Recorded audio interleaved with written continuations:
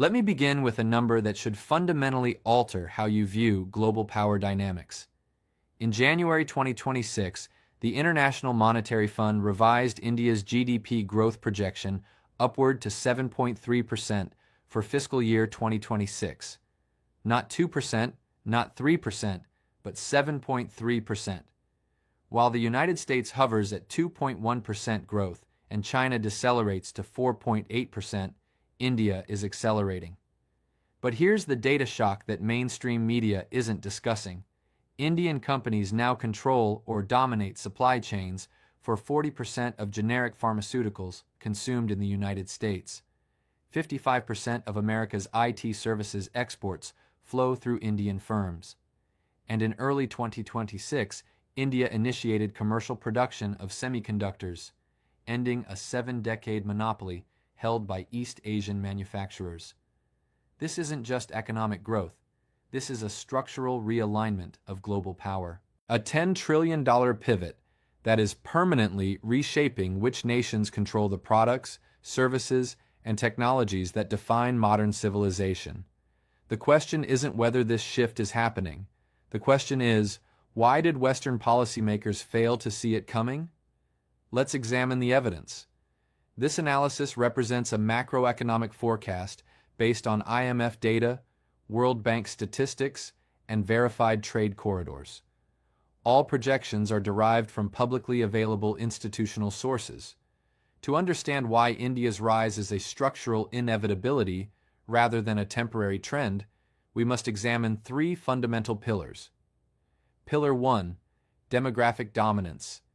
India's population reached 1.476 billion in 2026, but demographics alone explain nothing. What matters is the age structure of that population.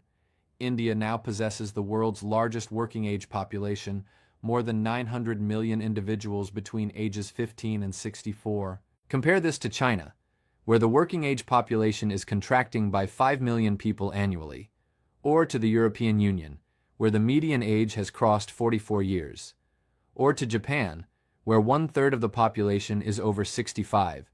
India's median age, 28 years. This isn't just a workforce, it's a consumption engine, a market that traditional Western powers can no longer afford to ignore. Pillar 2. Institutional evolution. For decades, India was dismissed as bureaucratically paralyzed. Too much red tape, analysts would say, too slow to adapt. That narrative collapsed between 2020 and 2026. The Production-Linked Incentive Scheme, launched in 2021, deployed $76 billion in targeted subsidies for semiconductor manufacturing. The Digital India Initiative connected 600,000 villages to high-speed internet. The Unified Payments Interface processed 131 billion digital transactions in 2024 alone, more than the combined volume of the United States, United Kingdom, and Germany. This is what policy acceleration looks like when a government treats economic sovereignty as a strategic imperative rather than an ideological preference. Pillar 3. Capital reallocation. Between 2020 and 2026, foreign direct investment into India exceeded $425 billion, not for low-wage assembly, not for call centers, but for high-value manufacturing and intellectual property development. Apple, Dell, Tesla, NVIDIA, all redirected substantial portions of their supply chains to India between 2023 and 2026. Why? Because the geopolitical risk of concentrating production in a single region, namely the Taiwan Strait and the South China Sea, became untenable. India offered what these corporations desperately needed: geographic diversification combined with technical capability. To understand why this is a turning point rather than just another emerging market story, we have to look at the second-order effects, the ways Indian dominance in specific sectors is replacing legacy Western systems. Let's examine the 10 product categories where India now dictates the terms. Category 1. Generic pharmaceuticals. India supplies 40% of generic prescription medications in the United States, 50% by volume in some therapeutic categories. In 2026, Indian pharmaceutical exports reached $47 billion annually. But let's be precise about what this means. Dr. Reddy's Laboratories, Sun Pharmaceutical Industries, Cipla, Lupin. These aren't contract manufacturers executing someone else's formulas. These are full-stack pharmaceutical companies with proprietary research pipelines, FDA-compliant manufacturing facilities, and direct distribution agreements with American hospitals and pharmacy chains. When India supplies 60% of global vaccine production, as it did during the COVID-19 pandemic, that isn't market share. That's leverage. If India chose to prioritize domestic vaccine distribution over exports, the global immunization infrastructure would collapse within 6 months.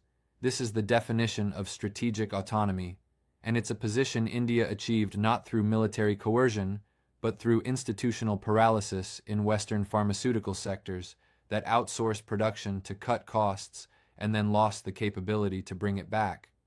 If you value data-driven analysis over mainstream narratives, this is your community. The media will tell you what happened. We analyze why it happened and what comes next. Subscribe to stay ahead of the global shift, because in the next 10 years, the gap between those who understand these structural realignments and those who don't will determine who prospers and who gets left behind. Category 2. Its services and software development. 55% of America's IT services exports are delivered by Indian firms. TCS, Infosys, Wipro, HCL Technologies. In 2026, India's IT industry reached $350 billion in revenue. But here's what most analysts miss. This isn't just about outsourcing cheap labor. India's IT dominance has evolved into full-stack digital infrastructure control. Cloud migration. Indian engineers design the architecture, cybersecurity protocols. Indian firms write the code, AI training datasets. Indian data scientists curate and label them. When a Fortune 500 company wants to modernize its enterprise software stack, it's not hiring American consultants in Silicon Valley. It's partnering with a global capability center in Bangalore or Hyderabad. In 2025 alone, over 1,600 GCCs operated in India, multinational corporations running their core technology operations from Indian soil. That's not outsourcing. That's technological dependency. And it means that if India chose to impose export controls on software services, similar to how the United States restricts semiconductor technology exports, entire Western industries would experience operational paralysis. This brings us to the most significant development of early 2026, the sector that will define the next decade of geopolitical competition. Category 3. Semiconductor manufacturing. On January 13, 2026, Micron Technology's facility in Sanand, Gujarat, initiated commercial production of semiconductor chips. The same week, Tata Electronics' fabrication plant in Dholera completed its first high-volume trial runs. This is not incremental progress. This is a paradigm shift. For 70 years, semiconductor manufacturing was monopolized by 4 regions: Taiwan, South Korea, Japan, and the United States. That monopoly ended in January 2026. India's semiconductor mission deployed $10 billion in government incentives. Micron invested $2.71 billion. Tata Electronics committed $10.96 billion in partnership with Taiwan's Powerchip Semiconductor. CG Power, in collaboration with Renesas and Stars Microelectronics, invested $915 million. Keynes Semicon added another $398 million. By 2030, India projects domestic semiconductor production capacity of $110 billion annually. That represents 10% of the global semiconductor market. But more importantly, it means India will manufacture the chips required for 70-75% of its domestic applications: defense systems, telecommunications infrastructure, electric vehicles, renewable energy grids. Apple, Tesla, NVIDIA, AMD. All 4 companies are now sourcing components from India-based assembly and testing facilities. Why? Because the concentration of semiconductor production in Taiwan created a single point of failure in the global supply chain. If the Taiwan Strait becomes contested through military conflict, trade embargoes, or natural disaster, 40% of global chip production stops. India offers geographic diversification, and in geopolitics, diversification equals security. The data they missed was right in front of them. Between 2021 and 2026, India systematically built the infrastructure that Western nations assumed would remain concentrated in East Asia. But semiconductors are just the foundation. Let's examine the sectors where India's dominance is already complete. Category 4. Active pharmaceutical ingredients. India controls 30% of the global API market by volume. APIs are the chemical compounds that form the base of every pharmaceutical drug. Without APIs, drug manufacturing stops. Period. In 2026, Indian API production reached $11.8 billion, with projections to exceed $20 billion by 2027. The United States imports 80% of its APIs from foreign sources. India supplies the majority share.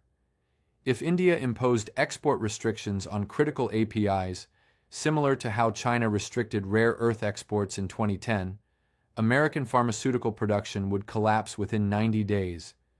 This isn't hypothetical. This is structural dependency. Category 5. Vaccines and biologics. India manufactures 60% of the world's vaccines by volume. Serum Institute of India is the largest vaccine manufacturer on Earth. In 2024-2025, India supplied 99% of WHO's DPT vaccine demand, 52% of BCG vaccines, 45% of measles vaccines, 55-60% of UNICEF's total vaccine procurement.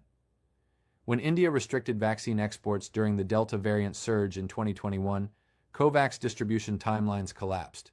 Over 50 low-income countries faced vaccination delays exceeding 6 months. India didn't create that dependency through coercion. Western pharmaceutical companies chose to outsource vaccine production to cut costs. India simply filled the gap. Category 6. Engineering and Research Services. In 2026, India's engineering research and development sector reached $53 billion in exports. What does ER&D mean in practice? Boeing's aircraft design simulations, conducted by engineers in Pune? Tesla's battery management algorithms, optimized by software teams in Bangalore? Johnson & Johnson's medical device prototypes, tested in labs in Hyderabad? This is not low-skill labor. This is core intellectual property development outsourced to Indian engineers because Western labor costs made domestic R&D economically unviable. Category 7. Cloud infrastructure and data centers. India's public cloud services market reached $3.8 billion in 2023. By 2027, it's projected to hit $17.8 billion. But the real story isn't consumption, it's control. Amazon Web Services operates major data centers in Mumbai, Hyderabad, and Chennai. Microsoft Azure's largest infrastructure expansion in 2024-2025? India. Google Cloud's AI training compute clusters? Predominantly hosted in Indian facilities. When Western corporations store data in Indian-based cloud infrastructure, they become subject to Indian data localization laws. That means if India's government demands access to that data for national security purposes, similar to how the U.S. Cloud Act operates, Indian authorities have legal jurisdiction. This isn't hypothetical. This is the new reality of digital sovereignty. Category 8. Automotive components and systems. India is now the fourth largest automobile market globally. India's telecom equipment manufacturers, Tejas Networks, Sterlite Technologies, are now exporting equipment to African, Southeast Asian, and Middle Eastern markets. This is direct competition with Huawei, Ericsson, and Nokia, and it represents India's entry into a sector previously monopolized by Chinese and European firms. When countries in sub-Saharan Africa choose Indian telecom equipment over Chinese alternatives, they're not just buying hardware. They're aligning with India's digital infrastructure standards. That creates technological lock-in for the next 20-30 years. Category 10. Space technology and satellite services. In 2024, India's space agency ISRO conducted 17 successful launches, matching Russia's annual total. But the real strategic shift occurred in India's commercial space sector. India announced plans for its independent space station by 2035. But more immediately significant, India's commercial satellite launch services. In 2025, ISRO's PSLV and GSLV rockets launched satellites for American telecommunications companies, European Earth observation firms, and Middle Eastern navigation systems, at costs 40–60% lower than SpaceX or Arianespace. India's NAVIC satellite navigation system, operational since 2018, now covers the entire Indian Ocean region. Countries like Sri Lanka, Nepal, and Maldives have adopted NAVIC as their primary navigation standard. That means they're no longer dependent on American GPS or European Galileo. When India provides satellite services to developing nations at competitive prices, it's not just commercial activity, it's infrastructure diplomacy. And infrastructure diplomacy creates geopolitical alignment that lasts for generations. This isn't just a trend, it's a permanent shift in the global order. And the question every strategic thinker should be asking is, what are the second-order consequences? Why did Western policymakers fail to anticipate India's rise? 3 systemic failures. Failure 1. Cost obsession over capability retention. Between 1990 and 2020, American and European corporations pursued a singular mandate: reduce costs. Pharmaceutical production, outsourced to India, software development, offshore to Bangalore. The production-linked incentive scheme deployed $76 billion in 5 years. The semiconductor mission attracted $50+ billion in private investment in 4 years. The Digital India Initiative connected 1.4 billion people to digital payment systems in less than a decade. Western policymakers evaluated India through a lens of static capability rather than dynamic adaptation. They asked, can India compete today? The correct question was, what will India's capabilities be in 2026 if it invests systematically in strategic sectors? That question was never seriously asked, and that's why the $10 trillion pivot caught them unprepared. Failure 3. Ignoring the demographic dividend. When China's working-age population began contracting in 2015, analysts predicted a labor shortage crisis. But they failed to identify where that labor would relocate. The answer was always obvious: India. 900 million working-age individuals, 400 million fluent English speakers, 2.5 million engineering graduates annually. The human capital advantage was visible for 2 decades. Western governments simply chose to ignore it. To understand why this is a turning point, we have to look at the data they missed. Let me show you the numbers that should have triggered policy responses in 2015, but didn't. Let's examine the raw data from the IMF World Economic Outlook, January 2026 update. India's GDP growth, 7.3% in 2025, revised upward from 6.6%, projected 6.4% in 2026 and 2027. United States, 2.1% growth in 2026. China, 4.8% growth in 2026. European Union, 1.8% growth in 2026. Global average, 3.3% growth in 2026. India is growing at more than double the global average. At current growth rates, India will become the 3rd largest economy by 2028, surpassing Germany and Japan.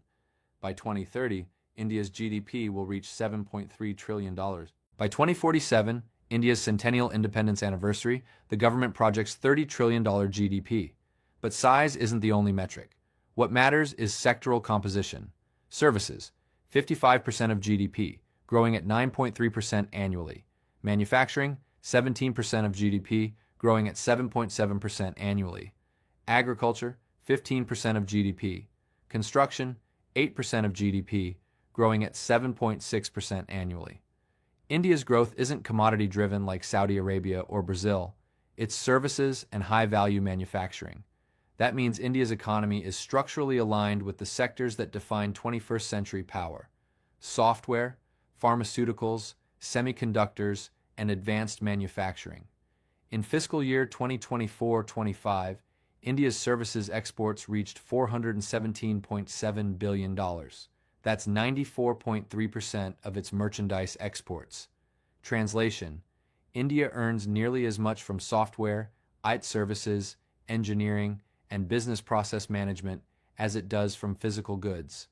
This is the definition of a post-industrial economy. And it means India is competing directly with the United States, United Kingdom, and European Union in the highest value sectors of the global economy. The $10 trillion pivot isn't just about India's growth, it's about the reordering of global power structures. Consequence 1. The end of unipolarity.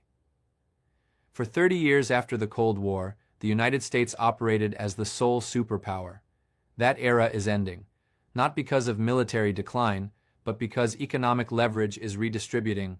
When India controls 40% of American generic pharmaceuticals, it has negotiating power in trade disputes. When India supplies 55% of IT services to American corporations, it has influence over digital infrastructure standards. When India manufactures semiconductors for American tech giants, it has a seat at the table in technology governance discussions. Consequence 2. The China Plus One strategy becomes permanent. For decades, multinational corporations concentrated production in China. The China Plus One strategy, diversifying supply chains by adding India as an alternative, was initially seen as temporary risk mitigation. It's now permanent structural realignment. Apple's $50 billion investment in Indian manufacturing, Tesla's component sourcing from Indian suppliers, Dell's laptop assembly shifting to Tamil Nadu. This isn't hedging. This is strategic repositioning. And it means that even if US-China trade relations stabilize, India remains a core node in global supply chains. Consequence 3.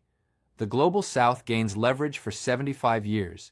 Developing nations relied on Western institutions, the IMF, World Bank, WTO, to mediate global economic governance. India's rise creates an alternative model. When African nations choose Indian pharmaceutical suppliers over Western firms, they're voting with their wallets. When Southeast Asian countries adopt Indian digital payment standards, they're choosing technological alignment.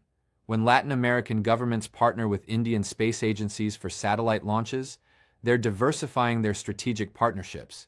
This isn't just about India. It's about the broader rebalancing of global power toward the global South. And India, as the largest democracy, fifth largest economy, and most populous nation, is the natural leader of that coalition. Consequence 4. Technological sovereignty becomes the new arms race.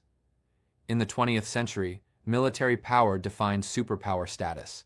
In the 21st century, it's technological sovereignty, the ability to manufacture semiconductors domestically, the capability to produce vaccines independently, the capacity to build digital infrastructure without foreign dependency. India achieved all three between 2020 and 2026, and that positions India as one of only 4 nations with full-stack technological sovereignty: the United States, China, India, and the European Union. Denial is not a strategy. The data is conclusive. The trend is structural. The shift is permanent. So what's the rational response? Some policymakers advocate containing India's rise through trade restrictions or technology export controls. But here's the timeline problem. Rebuilding industrial capacity takes 10-15 years minimum.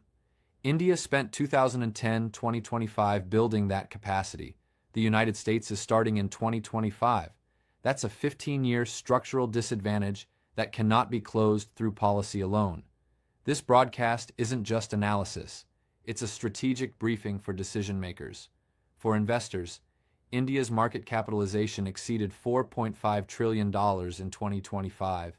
By 2030, it's projected to reach $10 trillion. The sectors with highest growth potential: semiconductors, 13% annual growth through 2031. Renewable energy, 22% annual growth through 2030. Digital infrastructure, 17% annual growth through 2028. Pharmaceuticals, 6 to 8% annual growth through 2031. Electric vehicles, 35% annual growth through 2030. For corporations, if your company doesn't have an India strategy in 2026, you're strategically exposed. Not because India is a growth market, though it is, but because your competitors are building supply chain resilience through Indian partnerships. For policymakers, the $10 trillion pivot requires responses across 5 domains: trade policy, negotiate market access while protecting strategic industries; technology transfer, balance collaboration with national security; immigration policy, attract Indian technical talent while building domestic capability; defense partnership, deepen military cooperation in the Indo-Pacific; financial integration, facilitate capital flows while monitoring systemic risks. For citizens, if you're watching this broadcast, you're already ahead of mainstream understanding. The gap between those who grasp the $10 trillion pivot and those who don't will determine economic opportunity for the next generation. Learn about India's growth sectors, understand the geopolitical implications, position yourself professionally in industries that benefit from US-India collaboration. Because the structural realignment is happening with or without your participation. The question is, will you be positioned to benefit or will you be left behind? The $10 trillion pivot isn't a prediction. It's a documented reality unfolding in real time. India's GDP growth, 7.3% in 2026.